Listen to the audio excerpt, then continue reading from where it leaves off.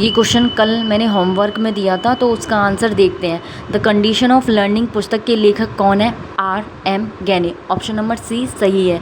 E.L. Thorndike की, क्योंकि इन्होंने बिल्ली पर एक्सपेरिमेंट किया था, तो बिल्ली एक एनिमल है, तो इनकी बुक का नाम हुआ animal intelligent the psychology of arithmetic. Hello friend, this is Khushi, welcome back my YouTube channel. आज हम जो 2019 का प्रीवियस ईयर पेपर CTP का सॉल्यूशन कर रहे थे, उसके कुछ 15 क्वेश्चन बचे हुए हैं। चलो उसको देखते हैं। Let discuss about previous year paper. Question number 16।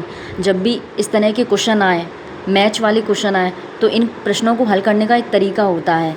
सबसे पहले जो भी आपको आ रहा है उस ऑप्शन को देखिए। जैसे मुझे एनिमल इंटेलिजेंट आ रहा है, तो मैंने अभी बताया था कि ये थॉर्नडाइक की बुक है, जो प्रीवियस ईयर पेपर में आया भी था, अभी बताया था। अब आपको पता है कि ए का तीसरा होगा। किस ऑप्शन में ए का तीसरा है? ए के ऑप्शन में ए का तीसरा है, वो है ऑप्शन नंबर डी। अब एक एक करके देख लेते हैं। एनिमल इंटेलिजेंट थॉर्नडाइक ने दिया है। पुनर्वलन की सूची स्किनर। पुनर्वलन को अंग्रेजी में रीइंफोर्समेंट कहते हैं। सार गर्भिता का नियम गेस्टाल्ट ने दिया है। अनुकूलन पियाजे ने दिया है। विकास कभी ना समाप्त होने वाली प्रक्रिया है, यह कथन विकास के किस सिद्धांत से संबंधित है? इसका सही जवाब है ऑप्शन नंबर डी, निरंतरता का सिद्धांत। विकास कभी ना समाप्त होने वाली प्रक्रिया है, यानी कि कंटिन्यूस विकास लाइफ लॉन्ग तक चलता रहता है।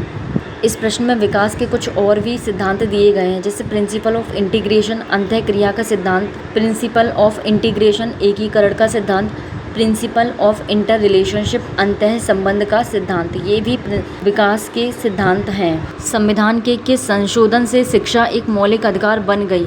86वां संविधान संशोधन, 25वें संविधान संशोधन, 42वां संविधान संशोधन, 22वें संविधान संशोधन। सही ऑप्शन है ए, 86वां संविधान संशोधन। यह संविधान संशोधन 2002 में हुआ था। बहुत इंपॉर्टेंट है, हर कम्पिटिटिव एग्जाम में पूछा जाता है कि 86वां संविधान संशोधन किस सन में हुआ था? 2002 में। Question number 19।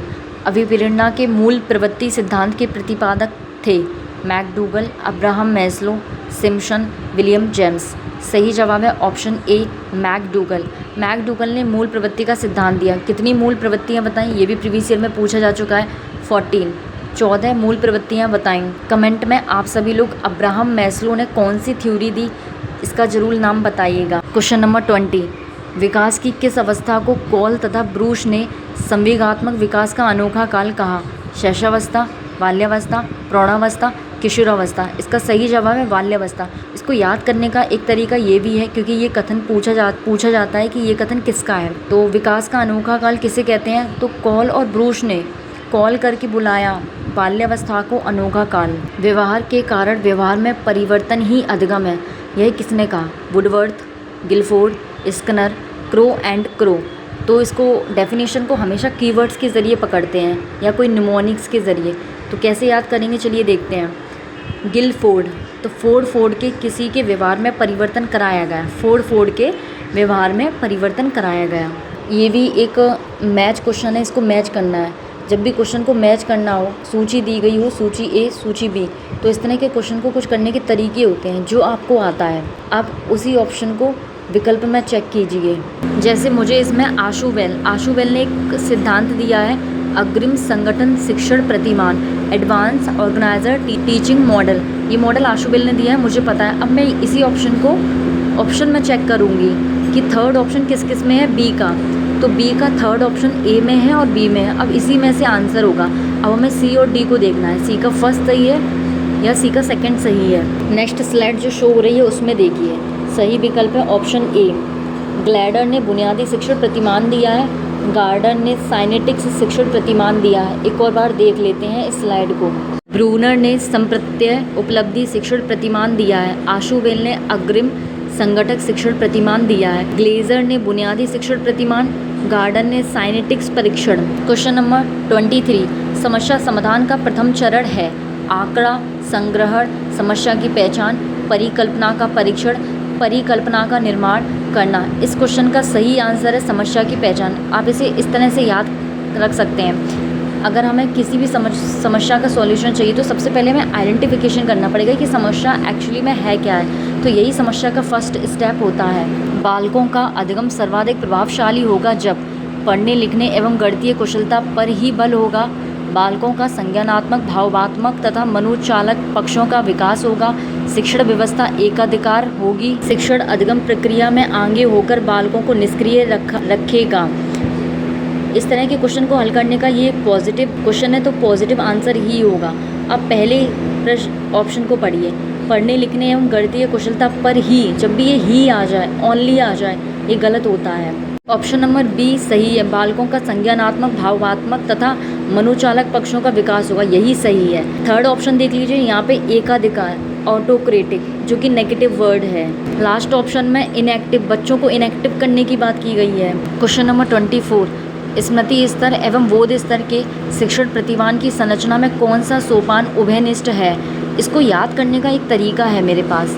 सबसे पहले विकल्पों को देख लेते हैं। Generalisation, exploration, presentation, planning. सबसे पहले हम क्या करते हैं? प्रेजेंटेशन तैयार करते हैं, चाहे वो स्मृति स्तर हो या फिर वो बोध स्तर हो। प्रेजेंटेशन दोनों में हमेशा कॉमन होगी। तो ये शिक्षण प्रतिमान के 3 प्रतिमान होते हैं, आप ये भी एक याद कर लीजिए, एग्ज़ाम में पूछा जाता है। पहला है स्मृति, दूसरा है बोध स्तर, तीसरा है चिंतन स्तर, रिफ्लेक्टिव लेवल। निम्न में से किस सिद्धांत को पुनर्वलन का सिद्धांत भी कहते हैं? इसको याद करने का एक तरीका है। सबसे पहले विकल्पों को देख लेते हैं। शास्त्रीय अनुबंधन सिद्धांत, उद्दीपक अनुक्रिया सिद्धांत, सूच का सिद्धांत, क्रिया प्रसूत अनुबंधन सिद्धांत। जब भी आपको पुनर्वलन यानी रेनफोर्समेंट शब्द मिले, समझ लीजिए कि ये जो सिद्धांत है स्किनर का है, और स्किनर ने दिया है ऑपरेंट कंडीशनिंग थ्योरी। सही जवाब है ऑप्शन नंबर डी। निम्न में से कौन सी अवस्था ब्रूनर के संज्ञानात्मक विकास सिद्धांत का अंग नहीं है? अंतः प्रज्ञ अवस्था, प्रतिबिंबात्मक अवस्था, संकेतात्मक अवस्था, क्रियात्मक अवस्था। नहीं पूछा यानी कि रॉन्ग, तो ब्रूनर की नहीं है। फर्स्ट, ऑप्शन नंबर फर्स्ट इसका सही है। ब्रूनर ने संज्ञानात्मक विकास की 3 अवस्थाएं दी हैं। याद करने का तरीका है ISE।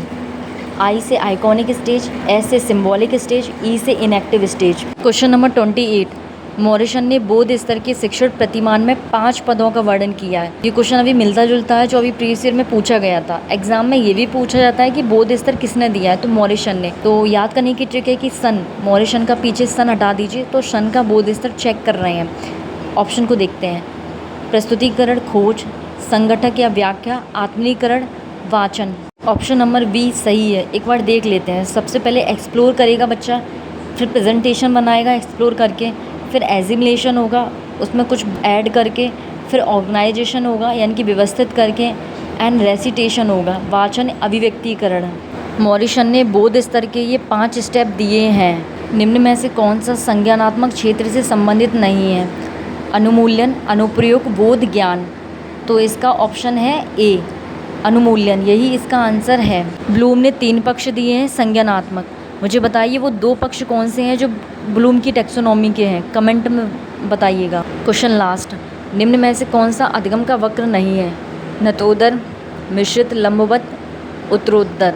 सही विकल्प है ऑप्शन सी, लंबवत, लॉन्गिट्यूडनल। ये अधिगम का वक्र नहीं होता है। दैन CDP 2019 का पेपर कंप्लीट सॉल्यूशन हो चुका है। ये पार्ट 2 था, पार्ट 1 मैंने करवाया था। Watch this video, thank you watching my video.